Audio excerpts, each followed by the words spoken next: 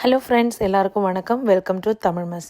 இன்றைக்கி நம்ம தமிழ் மெஸ்ஸில் டக்குன்னு ஒரு 10 நிமிஷத்தில் சுட சுட மொறுன்னு வெங்காய வடை எப்படி செய்கிறதுன்னு பார்க்கலாம். இது செய்கிறதுக்கு இங்கே நான் ஒரு 3 மீடியம் சைஸ் பெரிய வெங்காயத்தை நீல வாக்கில் ரொம்ப மெல்லிசாக கட் பண்ணி எடுத்திருக்கேன். இது கூடவே இப்போது தூளாக நறுக்குன்னா 1 டீஸ்பூன் அளவுக்கு இஞ்சி சேர்த்துக்கலாம். காரத்துக்காக நான் இங்கே 2 பச்சை மிளகாய் சேர்த்துருக்கேன். உங்கள் காரத்துக்கு ஏற்ற மாதிரி அட்ஜஸ்ட் பண்ணிக்கோங்க. அடுத்ததாக இது கூடவே ஒரு 1/2 கப் அளவுக்கு கடலை மாவு சேர்த்துடலாம். அப்புறமா ஒரு 1/4 கப் அளவில் மைதா மாவு சேர்த்துட்டு இப்போது இது கூடவே கொஞ்சமாக மல்லி இலை சேர்த்துக்கலாம்.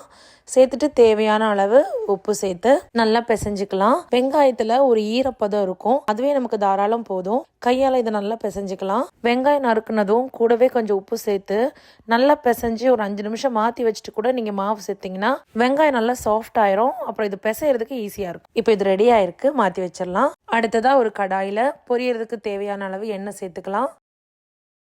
அடுத்ததாக தண்ணியால் கையை லைட்டாக நனைச்சதுக்கப்புறமா கொஞ்சமாக மாவு எடுத்து கையாலேயே உருட்டிட்டு ரவுண்ட் ஷேப்பில் பண்ணி எடுத்துக்கலாம். தண்ணி சேர்த்துக்கிட்டிங்கன்னா அந்த மாவு கையில் ஒட்டாது. வெங்காய வடையில் அந்த வெங்காயத்தோட டேஸ்ட்டு தான் முன்னாடி நிற்கணும். ஸோ மாவு சேர்க்கும்போது மாவோட அளவு கூடிடக்கூடாது. அந்த வெங்காயம் லைட்டாக கோட் ஆகிறதுக்கு தேவையான மாவு மட்டும் போதும். இப்போது இதை சுட சுட எண்ணெயில் போட்டு பொரிச்சிடலாம்.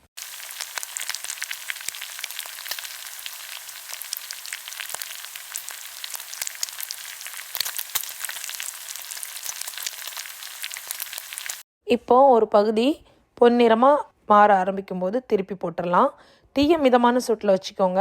ஃப்ளேம் ரொம்ப குறைவாக இருந்ததுன்னா அந்த கிறிஸ்பினஸ் நமக்கு கிடைக்காது. அதே வேளையில் தீயை நீங்கள் ஜாஸ்தியாக வச்சு பண்ணிங்கன்னா வெளியில் டக்குன்னு கருகிடும், உள்ளேயும் நல்லா வேகாது. ஸோ தீ ஒரு மிதமான சூட்லேயே இருக்கட்டும். மறுபடியும் ஒரு முறை இதை திருப்பி போட்டுக்கலாம். போட்டு நல்லா வெந்ததுக்கப்புறமா இதை எடுத்துடலாம். இந்த வடையோட அந்த சைடெல்லாம் பார்த்திங்கன்னா வெந்து நல்லா கிறிஸ்பியாக ஆரம்பிக்கும். அதோட கலரெல்லாம் நல்லா சேஞ்ச் ஆகி நல்லா ப்ரௌன் நிறத்துக்கு வரும்போது எண்ணெயை வடிகட்டிட்டு இப்போ இதை கடாயிலேருந்து மாற்றிடலாம். பாருங்கள், இப்போ இது தயார். நீங்களே பார்க்குறீங்க, பெர்ஃபெக்டாக ரொம்ப கிறிஸ்பியான வெங்காய வடை தயார். 10 நிமிஷம்தான், டக்குன்னு இதை செஞ்சிடலாம். எண்ணெய் எதுவும் ரொம்ப குடிக்காமல் ரொம்ப பெர்ஃபெக்டாக வந்திருக்கு. ஸோ மீதம் இருக்கிற மாவையும் இந்த மாதிரி போட்டு பொரிச்சு எடுத்துக்கலாம்.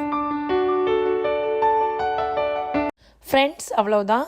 கிறிஸ்பியாக 10 நிமிஷத்தில் நம்ம வெங்காய வடை தயார்.